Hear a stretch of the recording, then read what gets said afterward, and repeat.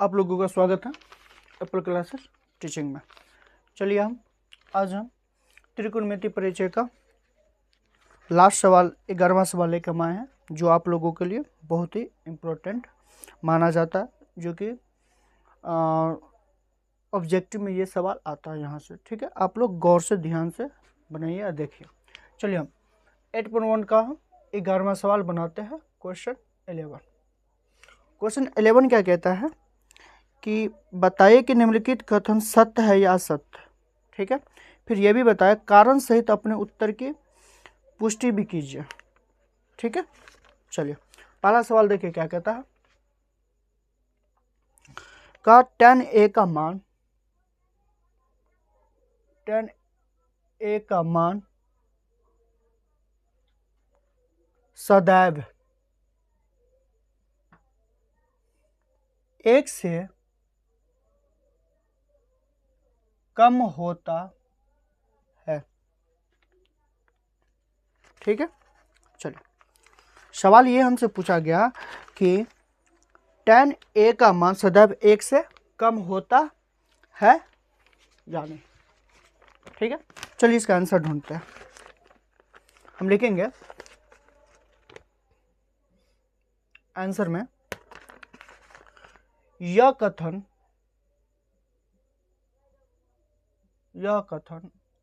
असत्य है। अब बगैर बोले हम आपको बता दें कि यह कथन असत्य है। क्यों असत्य है? क्योंकि अब देखिएगा कि त्रिभुज बनाइएगा तो इसमें लंब बट्टा आधार होता है, लंब बट्टा आधार होता है। अब वही कहा गया है कि tan a का मान यानी लंब बट्टा आधार जो होता है tan a का मान, तो लंब बट्टा आधार जो होता है वो 1 से कम होगा कि नहीं होगा? नहीं होगा, क्योंकि असत्य है, क्योंकि tan a का मान 1 से हमेशा बड़ी होती है। यही है इसका रीजन। ठीक है, चलिए अब दूसरा सवाल हम देखते हैं। दूसरा सवाल मेरे लिए कहा कि कौन ए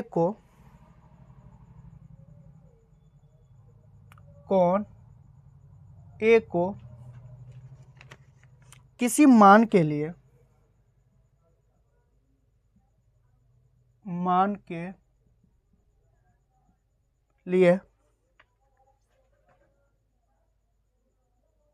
sec a बराबर 12/5 ये होता है कह रहा। ये कथन देखिए क्या कह रहा।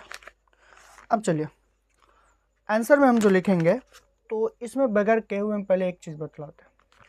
अब देखिए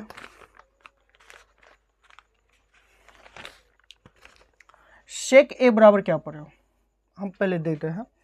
यह दिया हुआ कथन लिख दो, दिया हुआ कथन हमने बता दिया असत्य है, हमने बताया सत्य है। अब क्योंकि देखिए sec थीटा बराबर आप क्या पढ़े हैं? अब sec थीटा बराबर ये पढ़े हैं। ये sec होता है किसका? शान का तो होता है कोशेक, कॉस का होता है सेक, यानी कॉस थीटा बराबर होता है आधार बटा कर्ण। तो यहाँ पे क्या हो जाएगा? सेक थीटा बराबर उल्टा कर्ण बटा आधार। यहाँ देखिए कर्ण कितना 12 है, आधार यहाँ पे कितना 7 है। इसलिए हम बताया दिया हुआ कथन सत्य है, क्योंकि कर्ण जो है यहाँ पे, क्योंकि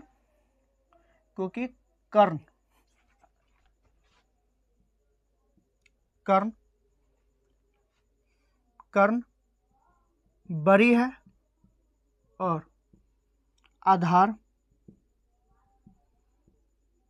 छोटा है कर्ण से। अगर यहाँ पे कर्ण अगर छोटा रहता तो यहाँ पे कथन क्या हो जाता? असत्य माना जाता। ठीक, चलिए आप लोग दूसरा सवाल में भी कोई दिक्कत नहीं हुआ। अब चलिए हम तीसरा सवाल बनाते हैं। देखिए तीसरा सवाल क्या कहा। तीसरा सवाल कहा cos a कॉस ए कौन ए को कोशिकांट के लिए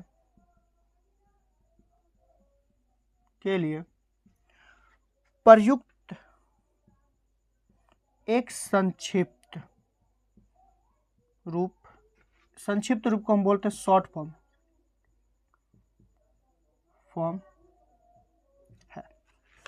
देखिए गौर से ध्यान से देखिए, तो तीसरा सवाल हमें यह कहा कि कौन ए को कोशिकांट के लिए प्रयुक्त एक संक्षिप्त रूप को बोलते हैं शॉर्ट फॉर्म। क्या इसको शॉर्ट फॉर्म में हम लिख सकते हैं कोशिकांट को? कोश को नहीं, कोश का कोसाइन होता है, कोशिकांट नहीं होता। ठीक है, तो यहाँ पे यह कथन क्या हो जाएगा, लिखेंगे दिया हुआ कथन क्या है, असत्य है, क्योंकि, ठीक है, क्योंकि कौश ए कौन ए का संक्षिप्त रूप कोसाइन होता है। तो फिर यहाँ पे कोशिकांट है क्या? जब यहाँ पे कोश का कोसाइन होता है तो यहाँ तो कोशिकांट है क्या? तो कोशिकांट तो होगा ना। कोशिकांट क्या है? क्योंकि हम यहाँ पे लिखेंगे जबकि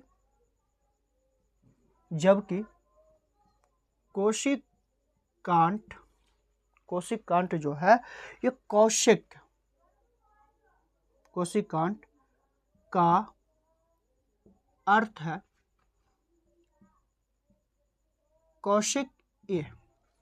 आपसे ये पूछा गया कि कोशिकांट है क्या, तो कोशिकांट का अर्थ है कौशिक ए। ठीक है, इसलिए यह कथन क्या है, असत्य है। ये भी आप लोग बहुत ही अच्छा से समझ में आ गया आप लोगों को। अब हम देखते हैं चौथा सवाल, इसको हम मिटा के देखते हैं।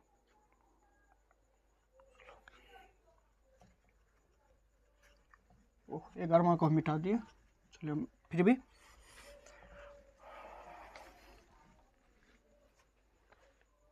11 देखते क्वेश्चन है ये। देखिए चौथा क्या कह रहा है। चौथा में ये कहा कॉट ए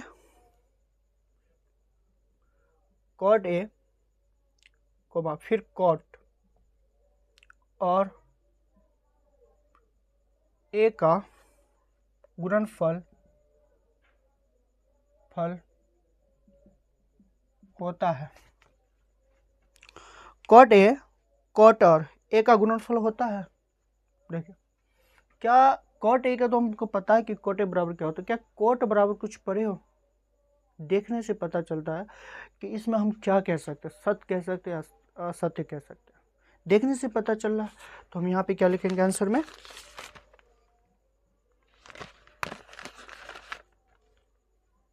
दिया हुआ कथन क्या है, असत्य है, क्योंकि कॉट ए का कोण ए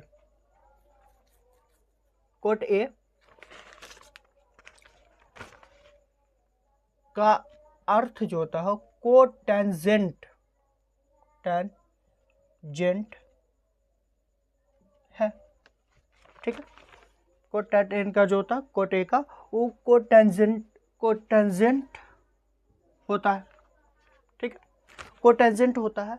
तो फिर यहाँ पे कोट ए क्या, कोटेंजेंट होता है तो कोट ए क्या, तो हम यहाँ पे बोलेंगे स्वतंत्र रूप में, ठीक है, कॉट का कोई अस्तित्व अस्तित्व है ही नहीं, है नहीं। अब यहाँ पे बताया कि ए का गुणनफल होता है, अब इसमें गुणनफल भी कह रहा होता है, जब इसका कोई अस्तित्व है ही नहीं तो गुणनफल कैसे होगा? तो सिर्फ एक ही का जो इसमें कहता है कि कॉट ए, और यहाँ पे नहीं अस्तित्व नहीं, अतः करके लिख देते, cot A R, cot A का गुणनफल नहीं होता है। चलिए, चौथा सवाल भी आप लोगों को बहुत ही अच्छे से समझा है। अगर दिक्कत होगी तो कमेंट कीजिएगा कि कहाँ अगर राइटिंग समझ में ना, या वॉइस हमारा समझ में नहीं आ रही है या नहीं आ रही समझ में, तो आप कीजिएगा। हो सकता है थोड़ा वीडियो का प्रॉब्लम होगा, तो उसमें आप लोग नहीं जाइए, बस गौर से समझिए, ध्यान दीजिए, बस आपका हम पूरा ये करेंगे। चलिए, लास्ट सवाल, 5वां पॉइंट।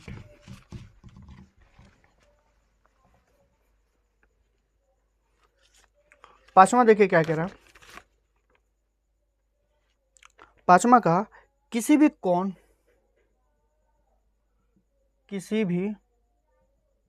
कोण थीटा के